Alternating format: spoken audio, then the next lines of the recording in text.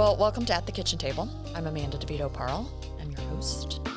I'd like to welcome Matt Leigh from Real Broker and Principal Title to At the Kitchen Table. We guide, inspire, and connect entrepreneurs. It's just a place to have an easy conversation about your businesses. And so welcome, Matt. Excited to be here. Thanks for having me. Sure. Tell me about yourself. Tell me sort of where you came from, how you landed here, how you ended up in real estate, et cetera. Yeah, so I grew up in Colorado Springs. Mm-hmm. I was born in North Dakota, of all places, and moved here when I was like 8 months old. So I consider myself a native with an asterisk. So the real Colorado natives don't claim me, but everybody else is like, yeah, you're basically a native. Okay, well, we'll let you have it. My wife doesn't allow me to get away with it because she's a real native, but Arvada native even, Lindsay. She was literally born and grew up like a block from here. All right. Grew up in Colorado Springs, went to CSU in Fort Collins. Golf is a really big part of my life, so I went to college to be a landscape architect and was going to design and build golf courses. Okay. But I was on the 5-year plan, so when I finally graduated in 2008... So you were golfing too much? Something like that, yeah. Or partying too much? A little bit of everything, yeah. Nobody was really building anything, obviously, because the market was so bad. Yeah. And so I worked as an architect, entry-level architect for a firm building high schools and hospitals, and it was extremely boring. Mm-hmm. I did that for about a year and a half. I would drive home, and I remember I would get on I-25 at I-70, and I would call my wife and be like, my soul is literally dying. Oh, gosh, you hated it so much. I would show up at 8 o'clock in the morning. I would work till noon. I would go sit on a park bench in downtown Denver and eat my sad little lunch for an hour. Then I would go back at 1 o'clock. I'd be done with work at like 2:30, but they would make you stay till 5 even if you had nothing to do. So I would like pretend to be busy till 5, and then I would clock out and go home. And I just had like 5 computer screens, and I just sat there and did AutoCAD all day for like a year and a half.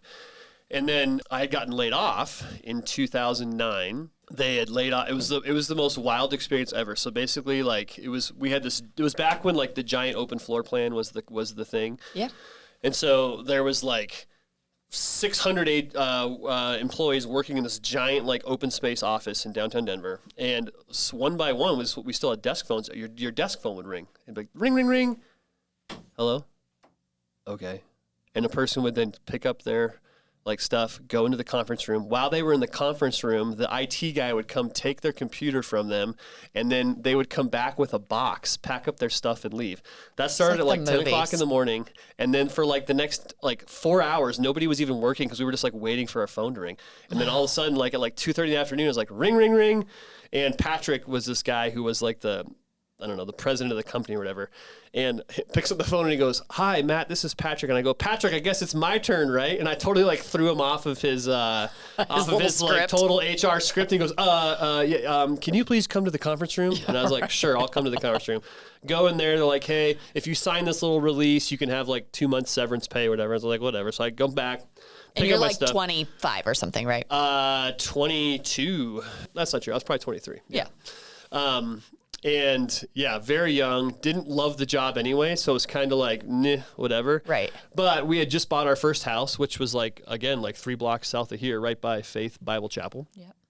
And, never buy a house with 1 bathroom, by the way. It was a 2-bed, 1 bath. My dad told me not to buy it. And I was like, you don't know what you're talking about, Dad. We had the hardest time selling that house 4 years later. Mm-hmm. So we had just bought a new house. The week before, we had just bought our first new car, Mazda CX-7, first new car either of us had ever had. And then we had just gotten a dog, like all within like a week. And then I get laid off. My wife is like, you know what? The very next day, she's like, why don't you just go play golf, take your mind off it, whatever. Yeah. So I went and played golf at Westwoods, broke a window for the very first time my entire life playing golf, shattered this huge picture window. Oh, God. The guy shows up at the fence, like before I even got to the fairway, and he goes, "Hey, you broke my window." And I go, yeah, I was going to come talk to you.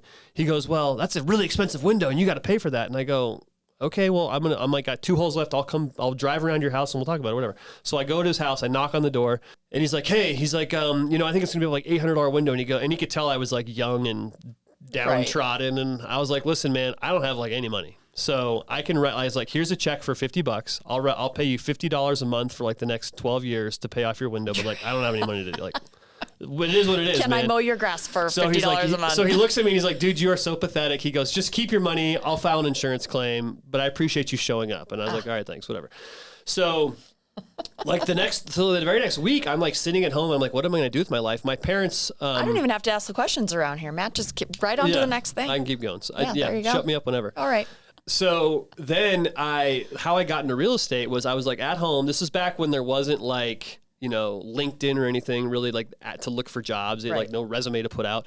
So I'm on Craigslist looking for jobs to do.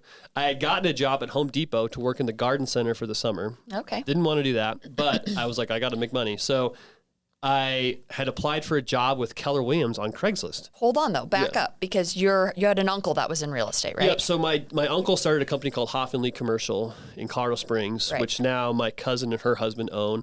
My dad has worked with them as a commercial broker for years and years and years. This was started like in the Springs or up here? 1983 is when it started.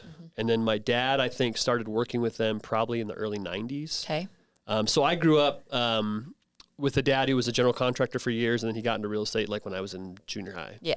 So I grew up around real estate all the time. So I always kind of had an interest in it. I remember talking to my dad about it when I was in college. I was like, should I get a degree in like business and finance real estate? He's not, just go take the stupid test if you want to get into real estate. He's like, pursue something you're passionate about. If the golf course design thing works out, that's what you've always wanted to do, go do it. But then if you want to get into real estate someday, just go take the test. Yeah, for sure. So probably good advice. Yeah, it was good advice for sure. So I reached out to Sue Venzel, who was the team leader, which I had no idea what that was. I remember Sue Venzel. I liked her. Yeah, she's great. She's still around. Is she around? She was running the Keller Williams in Golden at the time, and so I went and met with her. No idea that I didn't get paid a salary to be in real estate. Okay. So she's like, "Yeah, man, and also I have as a former Keller Williams team leader." Anybody that comes your way, you would be great in real estate, You're such a sucker. The barrier of entry is very low. That's yeah, exactly. Right. The interview process is like a pulse, right? So she was like, yeah, you should do this. And I was like, cool. How much do I get paid? And she's like, nothing. And I was like, oh, okay. Well, what does it cost? And she's like, well, you're probably like $1,500 all in and done to get your license and signs and business cards, whatever. I was like, deflated. So I go home and I was like, well, this planted Don't you know I just broke a window, man. Yeah, exactly. I don't have any money to pay. So this planted a seed, and I was like, I got to figure out how to do this, but I can't do this now. So then literally the next morning, I get a phone call from my former architecture firm saying, hey, we kind of let go of everybody that knows how to use a computer. Would you mind coming back? And I was like, well, to do what? And he's like, well, just come back and talk to us, and we need you to pick up on the projects, because they just want a new... they gutted it too hard on accident, right? Yeah, they were exactly. like, oh, shit, nobody knows what they're doing. 100%. Yeah. So this is the best part about this story is, so I show up the next day, and Patrick, the president guy, is waiting for me in the lobby, and he goes, hey, do you remember Nicole? And I go, yeah, the front desk gal. She goes, yeah, we had to let Nicole go too. He goes, so... we're going to teach you how to make coffee and pick up the mail and do the UPS packaging and make all the, like the copies. And also, but don't worry. We also set up your architecture desk here with all your stuff. So when there's nobody here, you can do architecture stuff, but we also need you to be the receptionist. And I'm like, I'm not above anything, but I was like, man, I didn't go to college for 5 years, cranking out student loan payments now to make coffee, whatever. But I was like, hey, I got to pay the bills. So I did that for about 4 more months, from like May to August. And then I was like, I got a call from Sue Venzel out of the blue, and she goes, hey, do you remember me? You interviewed with me like back in March. And I was like, yeah. She's like, well, the number one agent at Keller Williams at the time is this guy named Sam Wilson. And he was doing like 14 million in volume, which was the number one agent at Keller Williams in like Denver at the time, because the sales prices were so low. She was like, hey, he's looking to start a team. I was like, I don't know what that is. She's like, well, you should come meet with him, because you were impressive to me, and he's looking for somebody like younger that he can kind of, have mentored. And I was like, cool. So I go meet with him, and I walk into the Keller Williams office, and he's wearing a cut-off Harley Davidson T-shirt and like covered in green paint. And he goes, hey, Matt, nice to meet you. I'm Sam Wilson. He goes, I'm painting my walls green because it's the color of money. And I was like, all right. Okay, so talk to me about real estate. So we have this like hour and a half long conversation. He's just covered in paint, looking like he's at Sturgis. Well, like a classic real estate agent, right? Yeah, exactly. Yeah. And I showed up like in my like, bougie architecture outfit, thinking like whatever. I'm at a job interview. Little did I know, He was like, you should take that off. It's going to get paint on it. Yeah, exactly. So green paint on that. So we talked for like an hour and a half, and he offered to pay for me to get my license, and did all that, and really was like a really good mentor for me for like the next almost 3.5 years. Kind of taught you everything you know in the residential business. Exactly. For sure. Yep. We were closing, I think the last year that I worked with him, we closed like 82 transactions. So it was a really good way to cut my teeth. And he was good too, because one of the things he taught me was, and I actually had the same conversation with one of our agents at Real yesterday, because she called me freaking out about a deal, an earnest money issue. And I said, hey, this guy told me back in 2009, we're not heart surgeons. Like at the end of the day, it's just money. Like, unless you're literally nefariously trying to screw somebody over, like if you made an honest mistake, money will solve all problems in this business. Mm-hmm. And we have to be the unemotional people in a very emotional experience. Yeah, that's right. But don't lose sleep at night, because no one's going to die. It's just real estate. Yeah. And that's really stuck with me, because I've had obviously lots of situations over the years where things go sideways. And at the end of the day, it's like, yeah, you know what? But we're all going to wake up tomorrow and figure out the way to move forward. Yeah, that's right. Well, it is such an emotional business, and people get themselves spun up really easily. And my dad used to say it this way. He used to say, it's my job not to let you get too high and not to let you get too low, to help you stay on an even keel. Yeah. And so that's the way I learned it, which is like, okay, so you have an earnest money dispute. And you're right. I always say time or money can solve pretty much everything in real estate. Time and money solves it all. For sure. But, do you remember your first earnest money dispute? Like, those are scary. You think especially if you don't exactly know what to do. Yeah, well, the process, even still to this day, is still a very murky thing. It's like, well, you file this demand letter, then I guess you have to agree on a mediator, and then you figure out where you're going to go. And this reminds me of a story. My rookie year in real estate, I had a buyer client who went under contract on a row home in central Denver somewhere. He bought a Corvette in the middle of a transaction.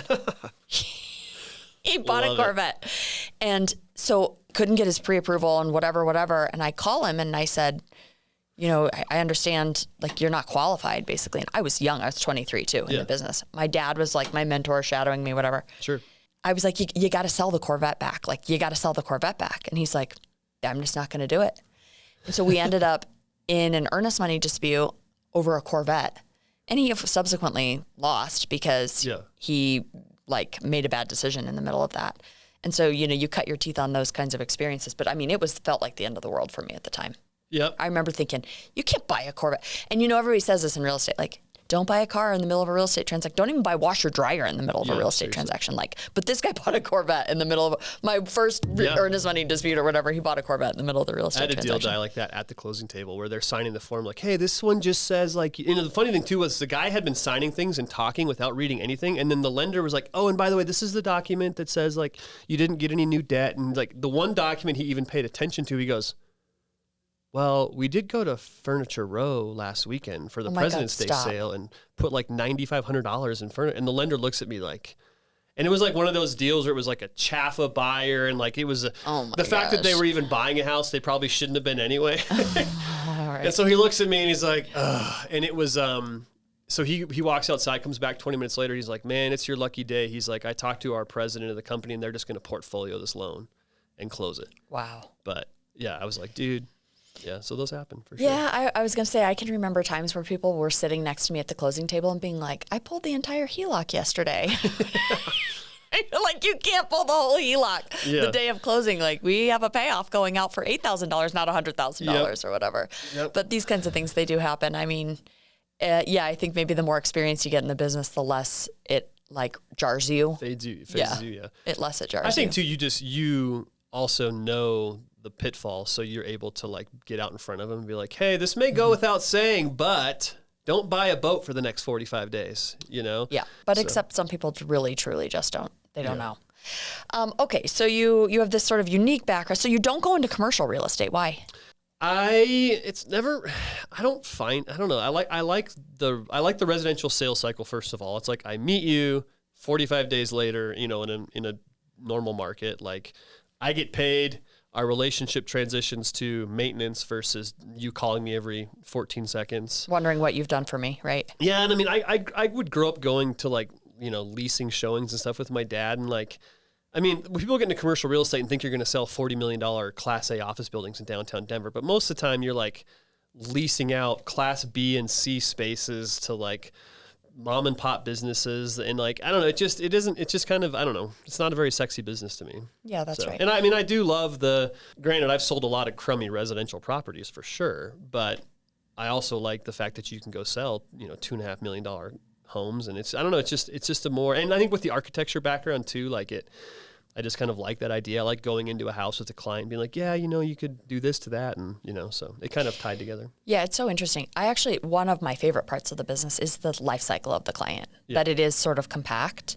And my personality is sort of like, I like to move on to the next thing more quickly. And I think the residential transaction is a relatively speedy transaction. And I think certainly when the deal is a long deal, like a commercial real estate transaction can be, or like just maintaining even an architectural relationship with a long client. Yeah. That's just a different relationship that like people like you more. You get to get in and get out. Basically, you get in, do the job, get out. They like you. They think you did the thing for them, which usually you do, unless you suck at your job, in which case you don't do the thing. But like for the most part, if you can get in and get out, people like you more.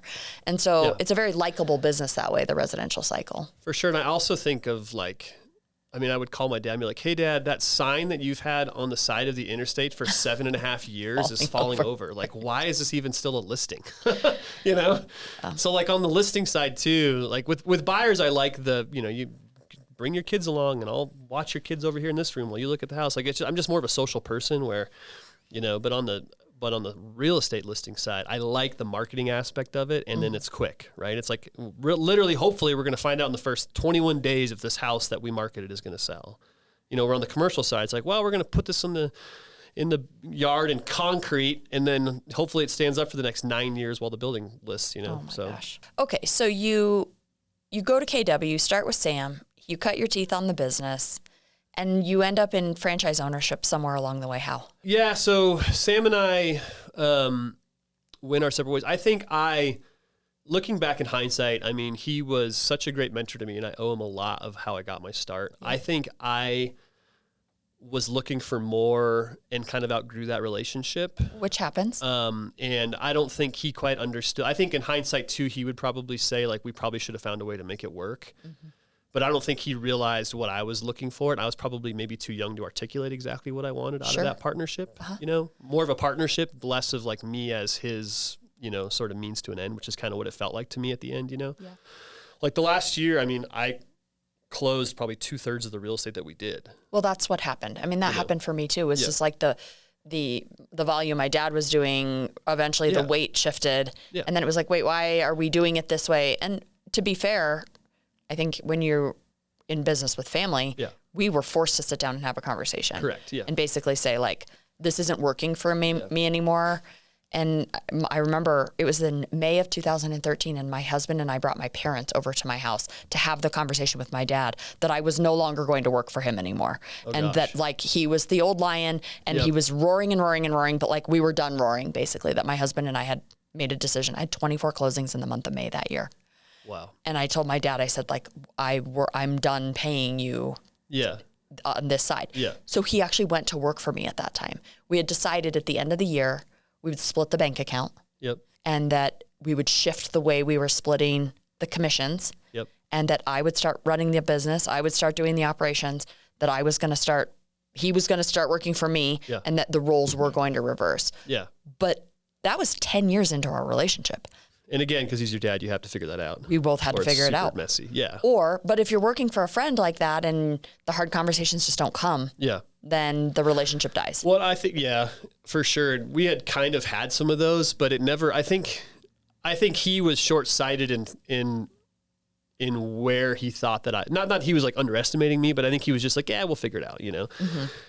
And I think I was just ready to go conquer the world. I'd had some level of success. I was like 26 now and was just ready to go. I think for me, like, that's one thing I really learned about going to college, getting a job where I was literally on a time schedule. Mm-hmm. I am not that way. I am the worst employee. I'm a very hard worker, and I don't really care what the work is. Like, I'll go pound rocks if it provides for my family, if that's what I have to do. But I do not want to be told what to do.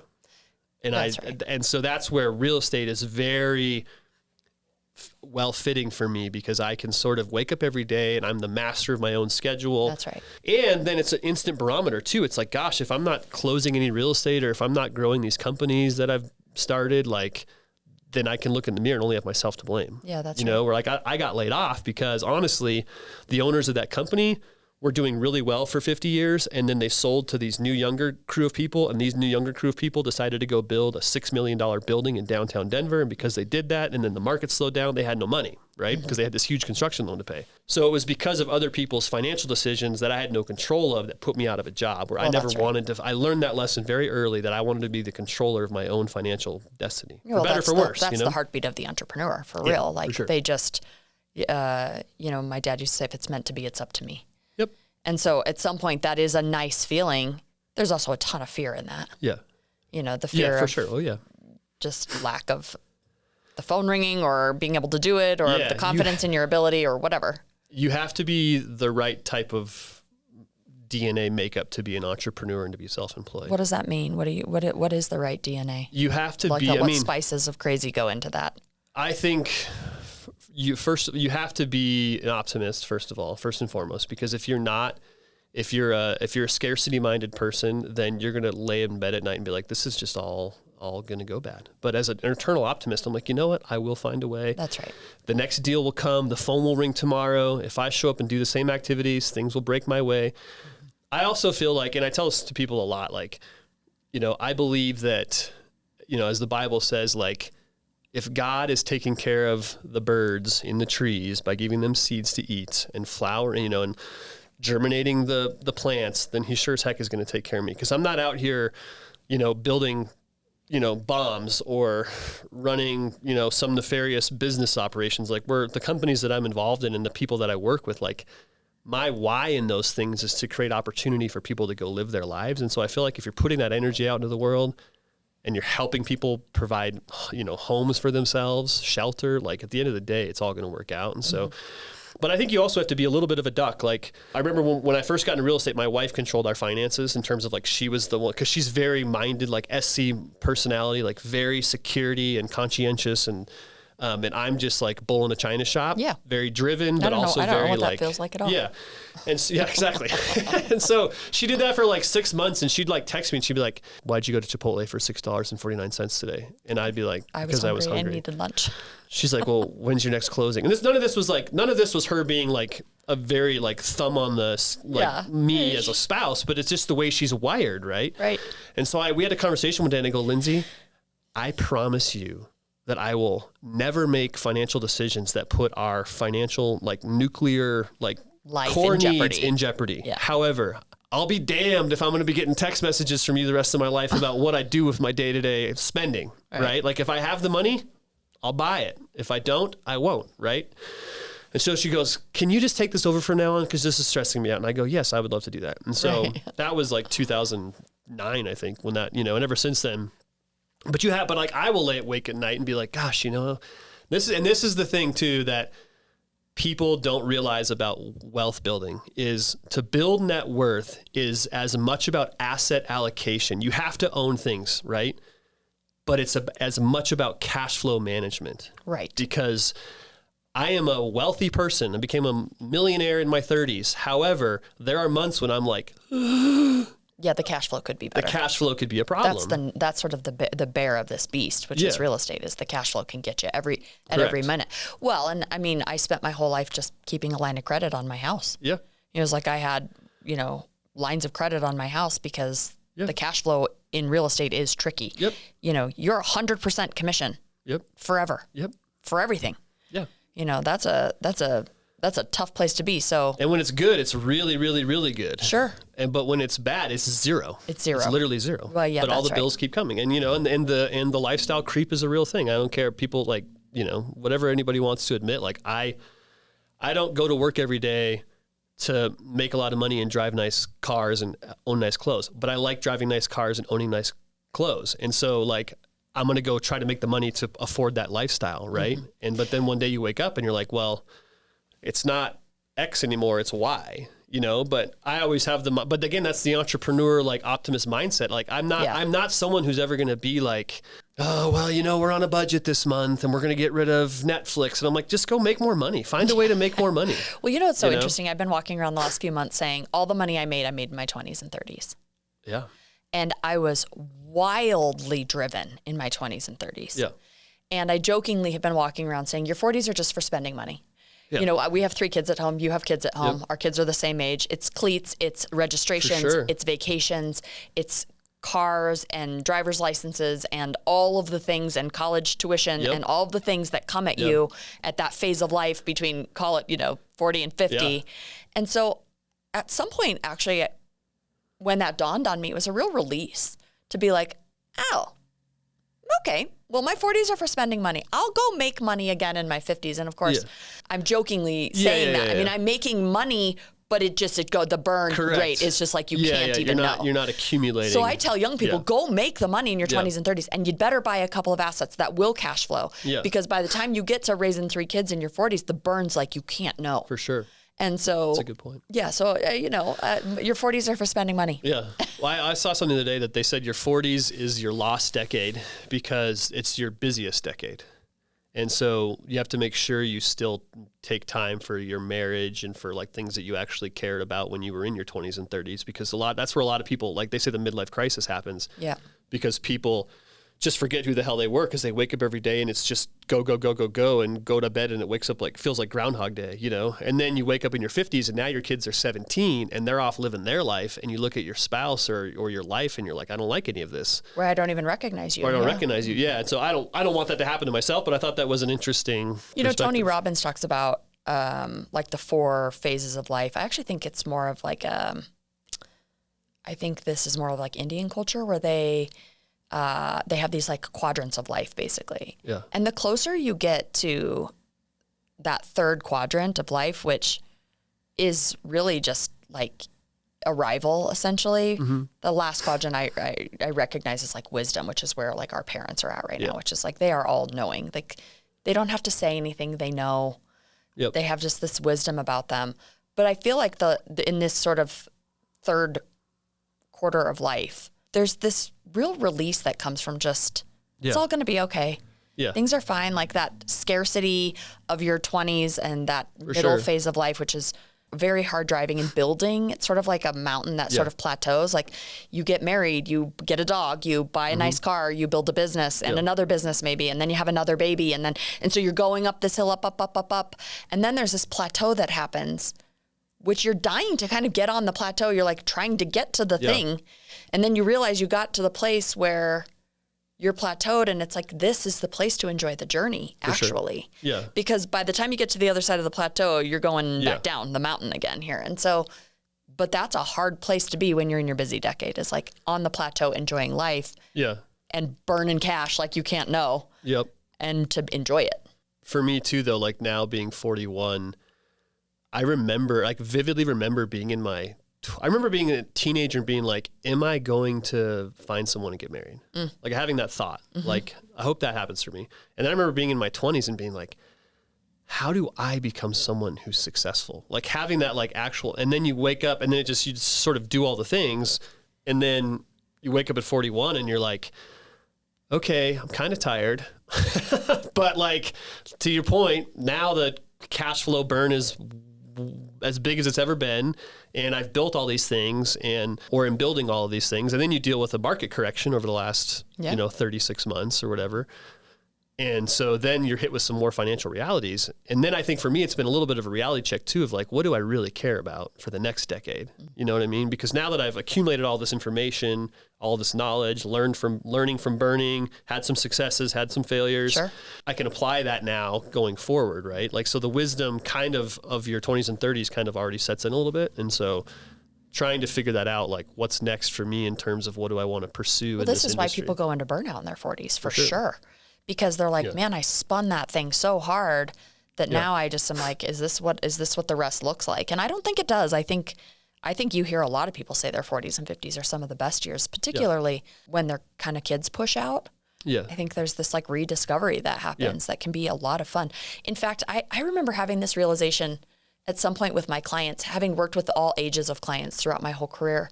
The very best time to travel internationally is that little pocket of time from when like you have an 18-year-old to when your kids have kids.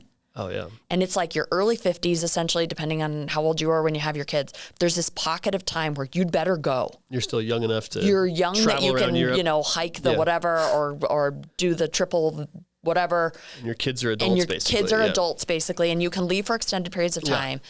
And you have the money to go. Yeah. Like, you see all these people who are like, I'm going to go travel Europe at 22. Well, that's fine, but you're doing it with a backpack and a shoestring. Yeah. You go travel Europe at 50. It's hotels, baby. It's the Mediterranean cruises. That's right. Yeah. And so I always saw my clients thinking, there's this little pocket of time where you should go and do that stuff. Yeah. Side note about travel: always travel with families that have the same financial spending habits as you. Well, I sort of jokingly, yeah. Well, we have a mutual friend. We have a mutual friend, Kendra Moore, and I always tell her, you have to win the lottery with me, or if I win the lottery, I'm giving some of the money to my best friends, because if you're rich alone, like, that's no fun. For sure. And so you do want your friends to keep up, because and that's been an interesting concept too, actually. In my friend group, we were all uniquely driven to really pull towards success in very different careers. But I think we kind of ran each other a little bit too, where it was like, hey, you're doing a big thing and making good money, and like, I'm going to go take that next job, or I'm going to go do that next thing. And we had our babies all together too, by the way. My friend group had like 14 babies in the same 5-year period or something. Oh, wow. We all just batched in together. And in fact, so much so that when at one point I figured out I was pregnant with my third baby, and my girlfriend Shannon and Kendra and I were out together, and Shannon says to me on the drive home, do you have any extra pregnancy tests? And I was like, because I was not drinking at the table because I had taken a pregnancy test. And she was like, I think I might need a pregnancy test. She had a glass of wine. And I ran into the house and I grabbed her a box of pregnancy tests and sent her home. And of course, a half hour later, like, a text message came through, and she was like, I guess I'm having a baby. Well, because Shannon and I were both pregnant, within a day of each other, we had those babies. Oh, wow. Because I showed up to the coffee and I was like, I think you guys should know, like, I took pregnancy tests. Yeah. And they were like, Shannon didn't say anything. And then she asked for the pregnancy test. And the next day, Kendra called back and she's like, we're going to work on it. We're in. And so she had baby 6 weeks. She had the twins 6 weeks later. There you go. So the three of us awesome. have 4 of our littles all together within 6 weeks. That's super fun. Yeah. So it was like, hurry up and go do the thing your friends are doing, which is also like, let's travel together. Let's go do the things we want to do together. And that's a moving target too, because your friendships evolve as well. Oh, for sure. Well, I mean, that's something that I think is more true in the universe than anything, is like, you are the average of the people you surround yourself with. For sure. Show me your friends, I'll show you your future. Yeah. But even in any space, like, if I want to go be a marathon runner, like, I wouldn't go run with someone at my own skill level. I want to go run around a bunch of marathon runners. If I want to be a good husband, I don't want to have a bunch of douchebag dads that all they want to do is talk about how much their wives suck. If I want to be, a good real estate agent, I'm going to go hang out with people like you, that have done it at a high level for a very long time. And not be around a bunch of people that just mope around the office saying how this finding a million reasons to why this business sucks and why they're going to fail, That's true. And I think that, to your point, like, as you grow, you will outgrow relationships. And also, one thing my cousin told me, who's a very successful financial planner, because he and I have had similar experiences in conversations in our lives, like, you can't talk about money and success with everybody, and that's okay. Mm-hmm. Like, it's actually sometimes inappropriate if you're around people that have different viewpoints about it or insecurities about it, right? Mm-hmm. Because I mean, in your 40s, like, you've either kind of built something or you haven't. It doesn't mean you won't, but like, there's enough time has passed where it's like, you're not really like emerging anymore, right? If I find you at my 10-year high school reunion, like, we're all still figuring it out, but at our 20-year high school reunion, like, some people have figured it out and some people haven't. And so it's inappropriate for sometimes, like, to have those conversations sometimes and talk about, like, the trips to Europe and all the things, because you make people unnecessarily uncomfortable.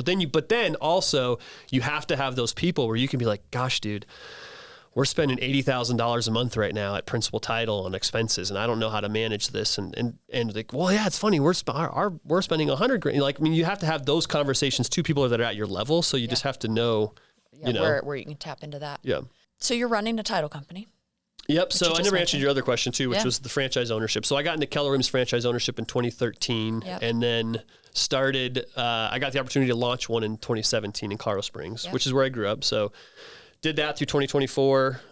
During that time in 2021, I started Principal Title, mostly because I felt like I had been approached for a bunch of different JVs over the years, and that was never really exciting to me. Like just getting like a $1,200 check every month, which was like, it wasn't going to make or break my life. And I'm also, as a creator, I'm like, if I'm going to be involved in something, I want to be a decision maker. Yeah. It's always been a blessing and a curse of how I'm wired. Well, for sure. It's like if I'm going to be asked to be a part of the golf tournament for the elementary school, I'm going to run the golf tournament, and then I'm like, crap, what did I sign up for? It's a chronic problem of saying yes too often. Yes, exactly. So you're running the title company, you are selling a little bit of real estate, you're managing. So I still sell full time. That over the years has ebbed and flowed in terms of volume and stuff like that.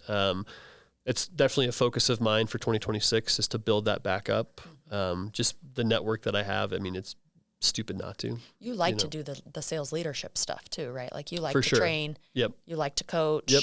You like to lead. You like to answer questions, and you like to golf. Correct. Love to golf. It's not a like, it's a love. It's a love. Did I tell you I sunk 100-foot putt? No, when did you do that? I sunk 100-foot putt. So we were golfing in Austin in September, October. Oh, wow. And I was playing with these really avid golfers, this like young guy and his dad. And then I was playing with the other agent I had traveled there with. Yeah. And so they were like taking it super seriously, and I am not a very serious golfer. Was this when you were down at the event? I was down at an event. We played golf on the last day there, right before we were heading to the airport. We were on like the 14th or 15th hole. It was a spectacularly beautiful hole, so much so that I even took a picture of the hole because it had this little cliff with this water underneath it. Oh, wow. I'm a shitty golfer, so and it's way the fuck away. Yeah. And I just, walk over with my little putter and I pop hit it. That's and awesome. all of a sudden this thing is going right for the hole, right? And the boys are like, that thing's going in. They're like, everybody starts jumping around. Nobody had a phone. We didn't have the camera on. That's and it funny. just popped right in the hole.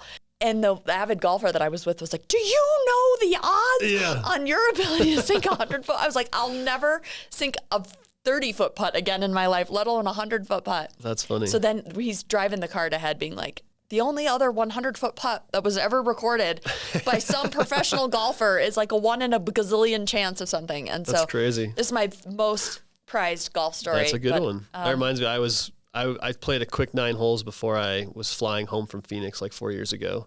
And I just booked some random tee time, and I showed up to this golf course with like rental golf clubs. And this guy is there with his son, and the son is on his phone the entire time we're like getting ready to tee off, whatever. Played the first hole. The kid probably took 25 strokes, of course, didn't pick up his ball. I was like so annoyed. Like he's just hacking it everywhere, like on his phone, texting, whatever. We get second hole is just like 165-yard par 3. Dad hits a crappy shot. I hit a crappy shot. Son gets up there. He's like, hey, man, hold on a second. I got to hit. Puts the phone down, hits a hole in one. And I was like, gives his dad this big old hug. He's like yelling and screaming. And I'm like, I've been playing golf my whole damn life. And up to that point, I never had a hole in one. That's right. That's the luck of the I don't give a shit. So. Yeah, exactly. Hey, thanks for coming. Yeah, thanks for having me. I could talk for another 2-3 hours. I know. I love it. Well, we'll have to keep doing that. Yeah, so. appreciate the opportunity.